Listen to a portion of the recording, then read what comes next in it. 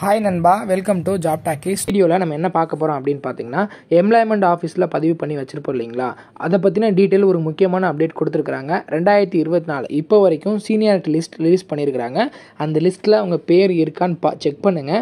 So check பண்ணுறதுக்கு தான் அந்த வீடியோவில் எப்படி செக் பண்ணுறது அப்படின்றத நம்ம பார்க்க போகிறோம். ஸோ அப்படி லிஸ்ட்டில் அவங்க பேர் இருந்துச்சு அப்படின்னா 2024 கண்டிப்பாக அரசு வேலை உறுதிங்க. நிறைய பேர் கேட்டுட்டு இருந்தாங்க, எம்ப்ளாய்மெண்ட் ஆஃபீஸில் நம்ம ரிஜிஸ்டர் பண்ணி வச்சுருக்கோம், சீனியாரிட்டி அடிப்படையில் எப்போ நமக்கு வேலை கொடுப்பாங்கன்னு சொல்லிட்டு நிறைய பேர் கேட்டுட்டு இருந்தாங்க. முன்னாடிலாம் கொடுத்துட்டு இருந்தாங்க, நடுவில் ஒரு சில காரணங்களால் அதை ஸ்டாப் பண்ணி வச்சுருந்தாங்க. ஸோ இதில் இப்போது லிஸ்ட் ரிலீஸ் பண்ணியிருக்கிறாங்க. அதாவது நேம் லிஸ்ட்டு, யார் யார் பேர்லாம் சீனியாரிட்டி லிஸ்ட் படி இருக்குது அப்படின்றத ரிலீஸ் பண்ணியிருக்காங்க. ஜஸ்ட்டு வந்து பார்த்திங்கன்னா என்ன கொடுத்துருக்குறாங்க, இப்போ லிஸ்ட்டில் யார் யாரோட பேர் இருக்குது, சீனியாரிட்டி வந்து நம்ம எப்படி பார்க்குறது, ஒவ்வொரு மாவட்டத்தும் தனித்தனியாக எப்படி செக் பண்ணுறது அப்படின்றத வீடியோவில் முழுமையாக பார்க்க போகிறோம். வீடியோவை கொஞ்சம் கூட ஸ்கிப் பண்ணாமல் பாருங்கள். இதே மாதிரி அடுத்தடுத்து வேலைவாய்ப்பு பற்றிய செய்திகளை உடனுக்குடன் தெரிஞ்சுக்க நம்ம ஜாப் டாக்கீஸ் சேனலை மறக்காமல் சப்ஸ்கிரைப் பண்ணி வச்சுக்கோங்க. முடிஞ்ச அளவுக்கு இந்த வீடியோவை நிறைய பேருக்கு ஷேர் பண்ணி விடுங்க. வாங்க தற்போது வீடியோக்குள்ளே போகலாம். நம்ம பார்க்கக்கூடிய லிஸ்ட் அதுக்கான அஃபிஷியல் வெப்சைட் இது தாங்க. ஸோ இங்கே கொடுத்துருக்குறாங்க பாருங்கள், government.in எம்ப்ளாய்மெண்ட் அப்படின்னு சொல்லிட்டு எம்ப்ளாய்மெண்ட் நம்ம தமிழக அரசோட அஃபிஷியல் வெப்சைட்டில் தான் நம்ம பார்க்க போகிறோம். ஸோ இப்போ வரைக்கும் நீங்கள் இதில் லாகின் பண்ணியிருக்கீங்க, ரெனியூவல் பண்ணியிருக்கீங்க, இல்லை ரெனியூவல் பண்ணாமல் இருக்கீங்க அப்படின்னா இங்கே ஒரு ஆப்ஷன் இருக்கும், click here for employment online சொல்லிட்டு. ஸோ அதை நம்ம கிளிக் பண்ணோம் அப்படின்னா நெக்ஸ்ட் ஒரு பேஜ் வந்து ஓப்பன் ஆகும். இதில் லாகின் டீட்டெயில்ஸ் கேட்குறாங்க இல்லைங்களா, யூசர் ஐடியில் உங்களோட ரெஜிஸ்ட்ரேஷன் நம்பர், அதாவது எம்ப்ளாய்மெண்ட் ஆஃபீஸில் பதிவு பண்ணி வச்சிருக்கக்கூடிய அந்த நம்பர், பாஸ்வேர்டு வந்து பார்த்தீங்கன்னா உங்களோட டேட் ஆஃப் பர்த் தாங்க. ஸோ இதை போட்டு நீங்கள் ரெனியூவல் பண்ணாலும் பண்ணிக்கலாம். அதே மாதிரி நீங்கள் கொடுத்துருக்குறாங்க, புதுசாக வர்றவங்க பதிவு பண்ணுறவங்க நியூ யூசர் கொடுத்து பதிவு பண்ணிக்கலாம். ரெனியூவல் பண்ணுறதுனா கிளிக் ஹியர் இங்கே கொடுத்துருக்குறாங்க, ரெனியூவல் பண்ணிக்கலாம். இல்லை ப்ரொஃபைலை அப்டேட் பண்ணணும் அப்படின்னா, இப்போ நான் பிஜி முடிச்சிருக்கேன் அதை அப்டேட் பண்ணணும் அப்படின்னா ஸோ இதை அப்டேட் பண்ணிக்கலாம். யூஜி முடிச்சிருக்கேன், 12th முடிச்சு யூஜி, அந்த மாதிரி வந்து எதெல்லாம் நீங்கள் அப்டேட் பண்ணணும்னு நினைக்கிறீங்களோ அதெல்லாம் இந்த இதில் வந்து நீங்கள் பண்ணிக்கலாம். ஸோ இது அஃபிஷியல் வெப்சைட் தாங்க, இதில் நம்ம தனியாக பண்ணிக்கலாம். பட் வந்து பார்த்திங்கன்னா நம்ம பார்க்கக்கூடியது எம்ப்ளாய்மெண்ட் ஆஃபீஸர் லைவ் ரிஜிஸ்டர், இப்போ வரைக்கும் எத்தனை பேர் ரிஜிஸ்டர் பண்ணி ரெனியூவல் பண்ணியிருக்கிறாங்க. அதே மாதிரி இன்ஃபர்மேஷன் கட் ஆஃப் சீனியாரிட்டி படி ஒவ்வொரு டிஸ்ட்ரிக்கும் தனித்தனியாக கொடுத்துருக்குறாங்க. இங்கே பார்த்தீங்கன்னா உங்களுக்கு தெரியும். ஸோ இப்போதைக்கு கிட்டத்தட்ட இப்போ 2024 பிறந்தாச்சுங்க. 2024 வரைக்கும் அப்டேட்டில் ஒவ்வொரு மாவட்டத்துக்கும் தனித்தனியாக சீனியாரிட்டி லிஸ்ட் கொடுத்துருக்குறாங்க. அதன் அடிப்படையில் தான் நம்ம பார்க்க போகிறோம். இங்கே கொடுத்துருக்காங்க இல்லைங்களா, எம்ப்ளாய்மெண்ட் ஆஃபீஸ் லைவ் ரிஜிஸ்டர்னு சொல்லிட்டு. அதில் உங்களுக்கு ஃபஸ்ட்டு வந்து பார்த்திங்கன்னா இங்கிலீஷ்லேயே இருக்கும், இந்த பக்கம் தமிழ்லேயே இருக்கும். எதை வேணால் நம்ம வந்து டச் பண்ணி நான் வந்து டவுன்லோட் பண்ணி பார்த்துக்கலாம். ஸோ இப்போ நம்ம தமிழ் வெர்ஷன் கொடுக்குறோம் அப்படின்னா ஒரு பிடிஎஃப் வந்து உங்களுக்காக டவுன்லோட் ஆகும். ஸோ இதில் டவுன்லோட் ஆகுது இல்லைங்களா. ஸோ இதில் கொடுத்துருக்குறாங்க பாருங்கள், டோட்டலாக 64 லட்சம் பேர் வேலைவாய்ப்பு அலுவலகத்தில் இப்போ வரைக்கும் பதிவு பண்ணி வச்சுருக்காங்க. அதில் ஆண்கள் எவ்வளோ, பெண்கள் எவ்வளோ, மூன்றாம் பாலினத்தவர் எத்தனை பேர் அப்படின்றத பதிவு பண்ணியிருக்காங்க.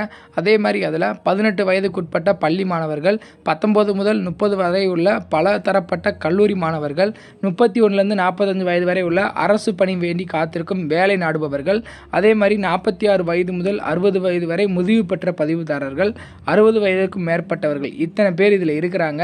ஸோ இதெல்லாம் இவங்க எம்ப்ளாய்மெண்ட் ஆஃபீஸில் தற்போது வரைக்கும் பதிவு பண்ணி ரெனியூவலும் பண்ணிட்டு வராங்க. ஸோ இதோட இம்பார்ட்டன்ஸ் நீங்கள் எங்கே பார்ப்பீங்க அப்படின்றத நான் சொல்கிறேன். ஸோ அதே மாதிரி இப்போ வரைக்கும் எத்தனை பேர் இதில் பதிவு பண்ணியிருக்காங்க, எல்லா டீட்டெயிலும் இதில் இருக்குது. மாவட்ட வாரியாக இருக்குது, ஒவ்வொரு ஏரியா வாரியாக இருக்குது, ஒவ்வொரு வந்து நீங்கள் பட்டப்படிப்பு வாரியாக இருக்குது, எல்லாமே நம்ம பார்த்துக்கலாம். ஸோ இதை நான் சொன்னேன் இல்லைங்களா, இதோட எஃபெக்ட் எப்போ தெரியும் அப்படின்னா நம்ம டிஸ்ட்ரிக்டில் ஒவ்வொரு மாவட்டத்துலேயும் இப்போ நீங்கள் பார்த்தீங்கன்னா உங்களுக்கு தெரியும், மாவட்ட கலெக்டர் ஆஃபீஸ் வேலை, விஓ ஆஃபீஸ் வேலை, அதுக்கப்புறம் மேக்ஸிமம் வந்து பார்த்திங்கன்னா தாலுகா ஆஃபீஸ் வேலை, மாநகராட்சி வேலை, இந்த மாதிரி வேலைகள் நிறையா தற்போது வந்து பார்த்திங்கன்னா ரிலீஸ் பண்ணிகிட்ருக்காங்க. ரேஷன் கடை வேலை எல்லாமே கொடுத்துட்ருக்குறாங்க. அதில் முக்கியமாக கேட்கக்கூடிய ஒரு பாயிண்ட் என்னவா இருக்குது அப்படின்னு பார்த்தீங்கன்னா, எம்ப்ளாய்மெண்ட் ரிஜிஸ்ட்ரேஷன் ரெனியூவல் அது இருக்கா, அதோட கார்டு ஜெராக்ஸ் நீங்கள் அட்டாச் பண்ணுங்கள், employment registration card xerox attach பண்ணுங்கன்னு சொல்லிட்டு தனியாகவே ஒரு காலமாக அப்ளிகேஷனில் கொடுத்துருக்காங்க. நம்ம நிறைய வீடியோவில் பார்த்துருக்கோம். ஸோ உங்ககிட்ட இருந்துச்சு வேலைவாய்ப்பு பதிவு அட்டை இருந்துச்சு அப்படின்னா அதுக்கே ஒரு ப்ரிஃபரன்ஸ் கொடுக்குறாங்க, முன்னுரிமை கொடுக்குறாங்க. சரி இவங்க சீனியாரிட்டியில் இருக்காங்களான்னு பார்த்து அதுக்கே முன்னுரிமை கொடுக்குறாங்க. ஸோ இந்த மாதிரி தாலுகா ஆஃபீஸ் வேலை, பஞ்சாயத்து ஆஃபீஸ் வேலை, அதே மாதிரி கலெக்டர் ஆஃபீஸ் வேலை, விஓ ஆஃபீஸ் வேலை, இந்த மாதிரி வேலை வாய்ப்புகள் வரும்போது அதற்கு முன்னுரிமை கொடுக்கக்கூடியது எதன் அடிப்படையில் அப்படின்னு பார்த்தீங்கன்னா இந்த வேலைவாய்ப்பு கார்டு மூலியமாக தான். ஸோ இதோட முக்கியத்துவம் எவ்வளோன்றது உங்களுக்கு இப்போ தெரிஞ்சிருக்கும். அதனால் இப்போ நீங்கள் புதுசாக இப்போ தான் பார்த்துட்ருக்கீங்க அப்படின்னா கண்டிப்பாக புதுசாக ரெனியூவல் பண்ணி வச்சுக்கோங்க, யூஸ்ஃபுல்லாக இருக்கும். ஸோ இதில் இப்போ மாவட்ட வாரியாக நம்மளோட சீனியாரிட்டி எப்படி இருக்குது அப்படின்றத பார்த்துக்கலாம். ஸோ இங்கே மாவட்டங்கள் பேர் இருக்குது, நீங்கள் என்ன மாவட்டம் அப்படின்றத உங்கள் மாவட்டத்தை பேரை கிளிக் பண்ணிங்கன்னா உங்கள் மாவட்டத்துக்கு ஒரு பிடிஎஃப் வந்து டவுன்லோட் ஆகும். உங்களுக்கு தூத்துக்குடி மாவட்டத்தை டவுன்லோட் பண்ணியிருக்கேன். அதே மாதிரி நீங்கள் என்ன மாவட்டம் அப்படின்றத உங்கள் மாவட்டத்துக்கு அந்த இதை கிளிக் பண்ணிங்க அப்படின்னா, பேரை கிளிக் பண்ணிங்கன்னா இந்த மாதிரி ஒரு பிடிஎஃப் வந்து டவுன்லோட் ஆயிரும். ஸோ இதில் cut off dates of seniority for nomination நாங்கள் கொடுத்துருக்காங்க பார்த்தீங்களா. ஒவ்வொரு மேலே வந்து ஒவ்வொரு கேட்டகரி வைஸ், அதாவது SC, SCA, ST, MBC, BC, BCM, general category தனித்தனியாக கொடுத்துருப்பாங்க.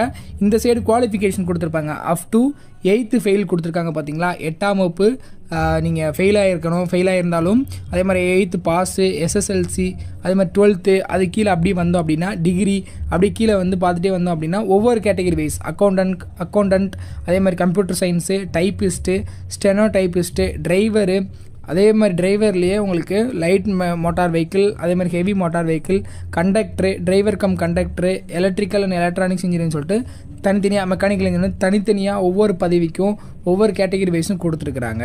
ஸோ இப்போ இதில் எப்படி நம்ம கண்டுபிடிக்கிறது, நமக்கு வந்து இதில் சீனியாரிட்டி இருக்கா இல்லையா அப்படின்னு கண்டுபிடிக்கிறது அப்படின்னு பார்த்தீங்கன்னா, ஸோ இப்போ அப் டு 8th ஸ்டாண்டர்ட் ஃபெயில்னு கொடுத்துருக்காங்க இல்லைங்களா. இதில் பக்கத்தில் உங்களோட கேட்டகரி இருக்குது பாருங்கள். கேட்டகரிக்கு நேரம் நீங்கள் பார்த்தீங்கன்னா 28/6/2022 27/2/2026 வரைக்கும், 28/6/2002 27/2/2006 வரைக்கும் பதிவு பண்ணவங்களுக்கு இப்போ ஏதாச்சும் எக்ஸாம்பிளுக்கு உங்கள் பஞ்சாயத்து போர்ட்லேருந்து ஒரு வேலை வாய்ப்பு வருதுன்னு வச்சுக்கோங்களேன்.